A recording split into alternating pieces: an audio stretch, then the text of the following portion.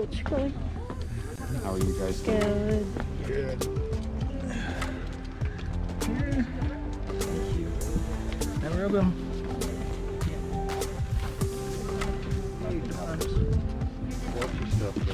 Okay, let's go. Yeah, Chloe. You excited? Oops. Are you okay, Kuya? You okay? Big step down, okay? Be careful. Okay,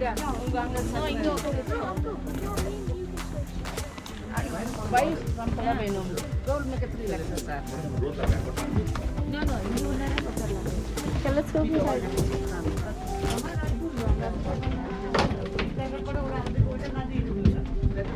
Okay, you go right. Come, Kuya. No, don't chill. Don't chill. No.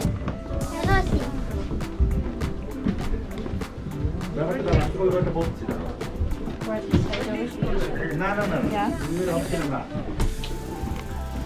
I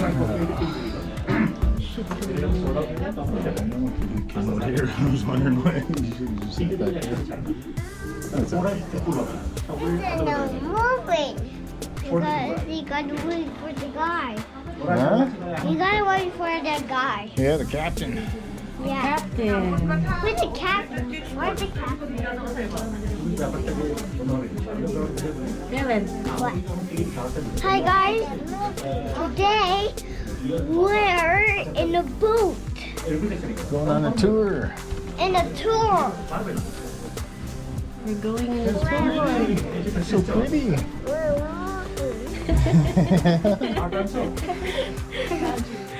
And let's wait for the captain to get right.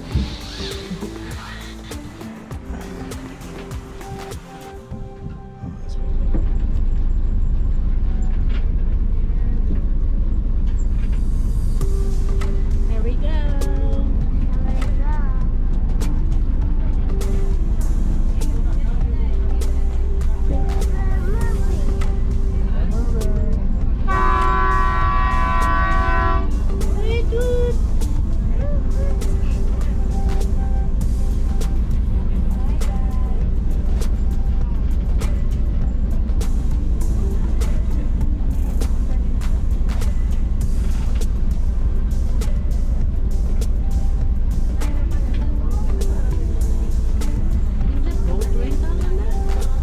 No, I looked. There is no boat rentals here. Okay.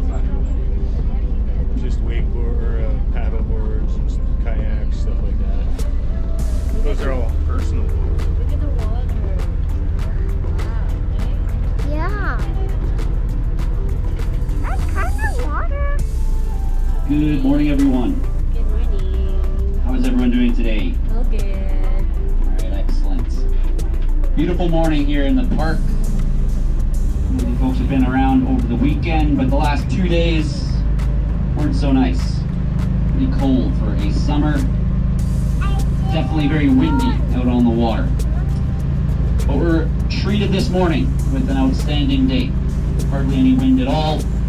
Hardly a cloud in the sky. Should be a real treat this morning as we take you folks all the way down into Glacier National Park, crossing the U.S. border. About halfway down the lake today, we'll briefly cruise into Montana, Glacier National Park, and then we'll return here to town for right around 11:15. So hopefully that sounds all right with everyone. If it doesn't, well, it's too late now. At this point, you are stuck with us, unless you want to jump overboard, but I wouldn't recommend that. Icy cold lake, but I can certainly think of a worse place to be stuck than out here. Some of the most beautiful mountain scenery you'll find anywhere around the globe.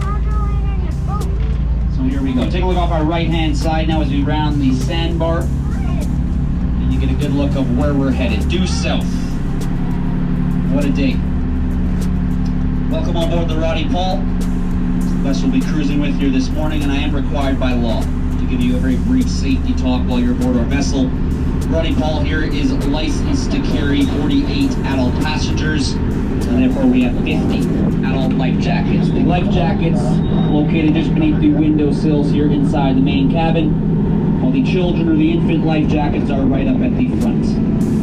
We first aid supplies on board, firefighting equipment, life rings on the upper deck, well as one self-inflating Zodiac-like platform. That's the big white barrel upstairs. So should the unthinkable happen today, we had to abandon ship in the next hour and 15 minutes. We would deploy that big white barrel upstairs. It would self-inflate automatically into a giant floating platform. We'd then all safely and calmly climb on board.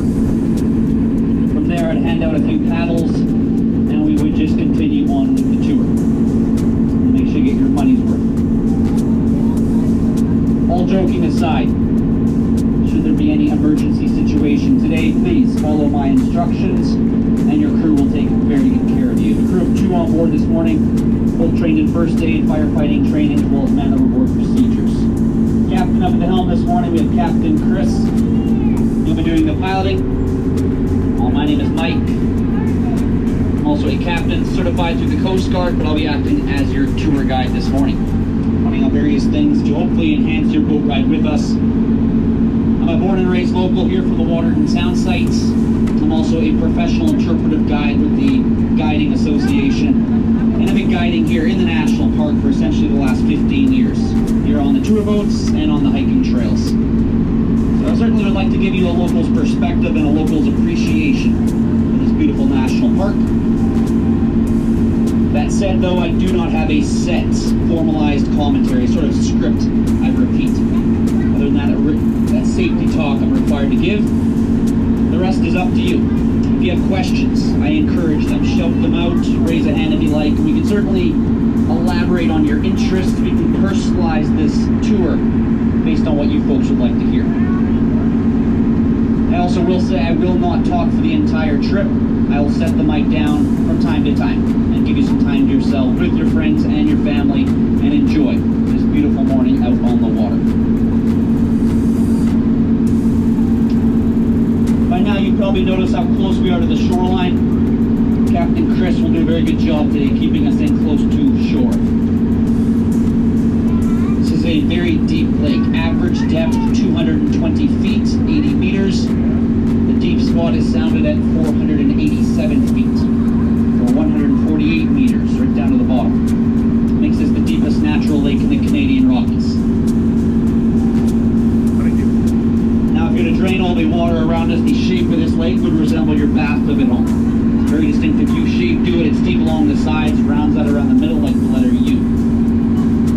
That's very representative of a glacially carved lake.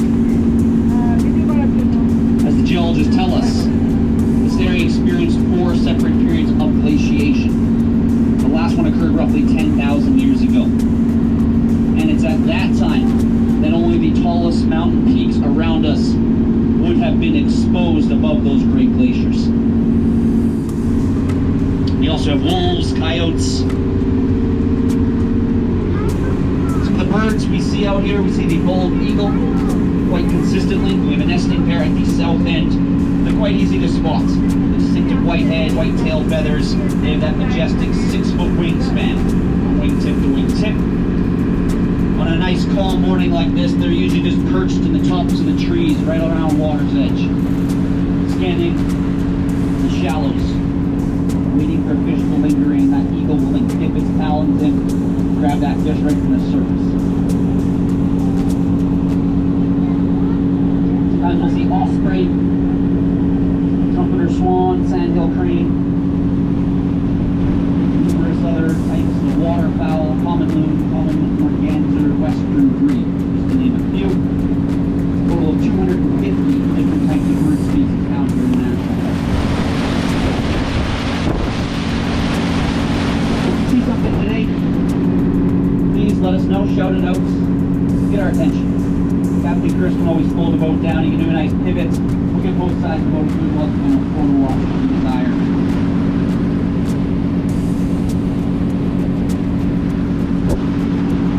We're out on the water today. Captain Chris will do a figure 8 circuit around the lake. We'll get both sides of the boat equal shoreline viewing opportunities. We're going to follow this shoreline and also the water.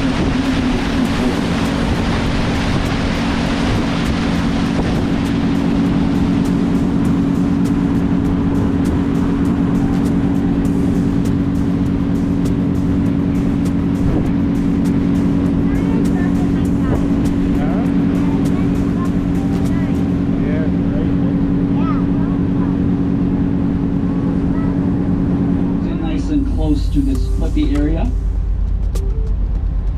Beautiful little spot we have around the lake. We've nicknamed this bay the Chapel. And that's because over the years we get a lot of wedding parties that charter out our cruise vessels. We'll usually take them here. On a calm day like this, we can shut off the engines, just sit and float beneath these cliffs and let the couple get married right on board. This place for a ceremony. It's also our local cliff diving spot. So we're going to nose in now and start to drop a few of you off. Any volunteers? Nobody on this one, all right. Usually we have at least one or two. This is the local cliff diving spot though. Step ahead to the left, there's an overhang. It's about 150 feet up. And 2 to 3 feet off, there's over 80 feet of water. It's incredibly deep.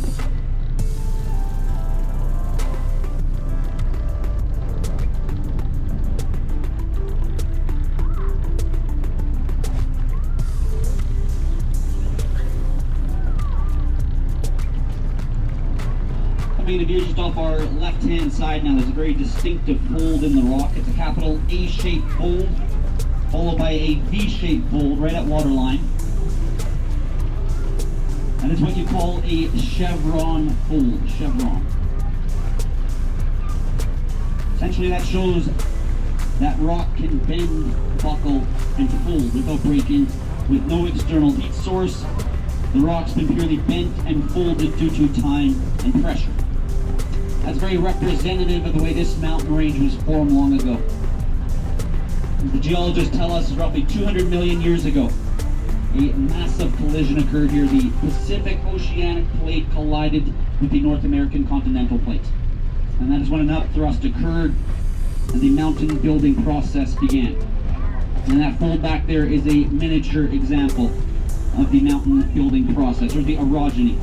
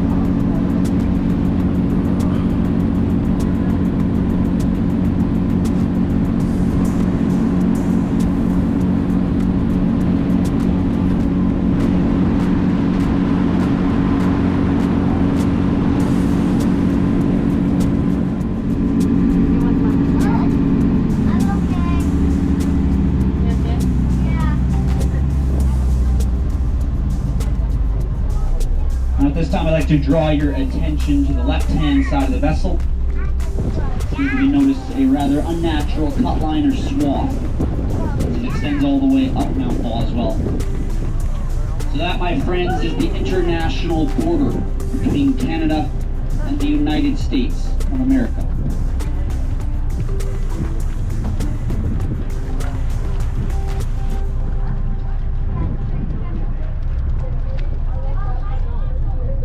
And coming into view on our right-hand side, you'll get a close-up look at the border. Two markers or obelisks are coming into view. When you line those two obelisks up exactly one in front of the other, that's when you have the surveyor's view of the 49th parallel, 49 degrees north latitude.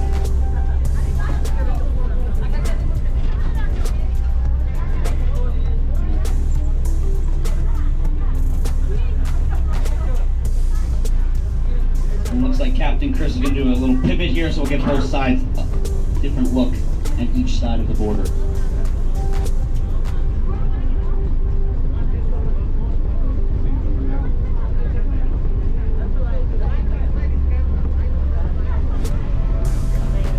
I'm also going to come around and check everyone's passport. Folks brought those, right? A few people did, a few people didn't. Of course, I'm just having some fun with you. You don't need your passports. I dare say this will be the easiest border crossing we do anytime soon. No passports required, no questions asked. Just like that, we can cross the border into the great state of Montana, Big Sky Country, Glacier National Park, and the United States of America. So welcome.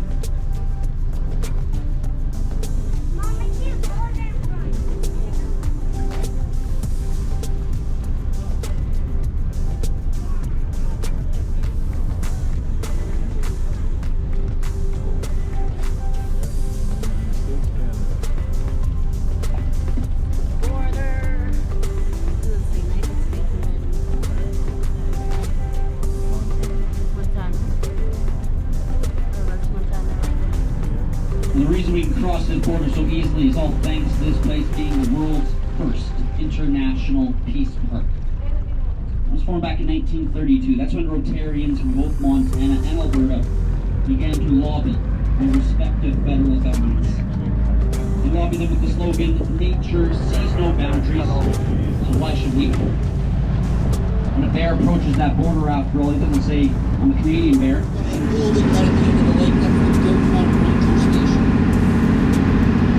Previous years, we would take our boats all the way down there.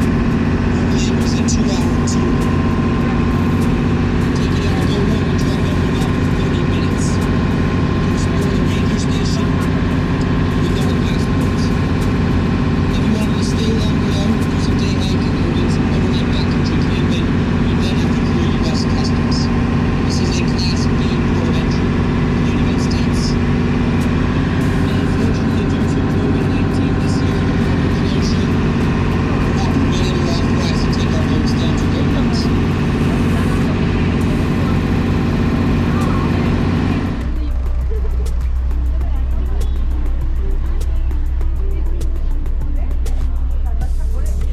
Mom, I see,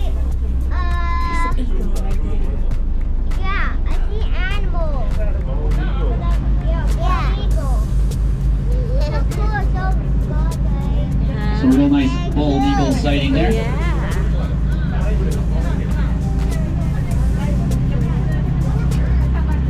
Who knows what we'll see next? So keep your eyes peeled,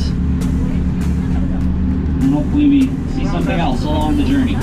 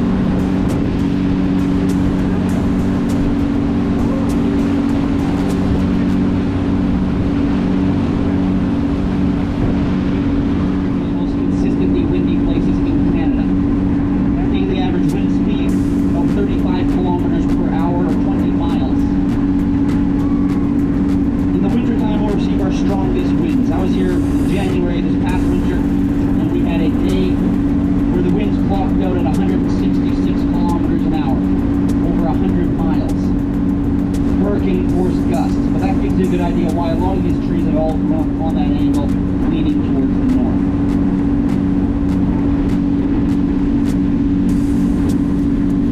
You can visit the hotel up on the hill, the Prince of Wales Hotel, open to the public. You do not have to be a registered guest. You can walk inside there, check out the sights. Historic structure built here in 1926 and 27 by the Great Northern Railroad. Big part of the history of this area. Take a walk along the main street. The main street's closed to vehicle traffic this year, so you're more than welcome to walk right down the middle of that street, just to allow for social distancing. Various restaurants.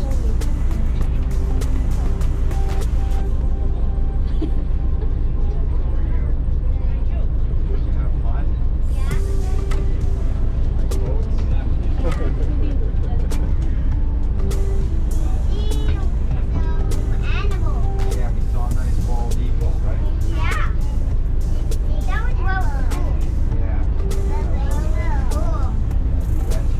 Hey, say thank you. Have a nice day, guys. See you.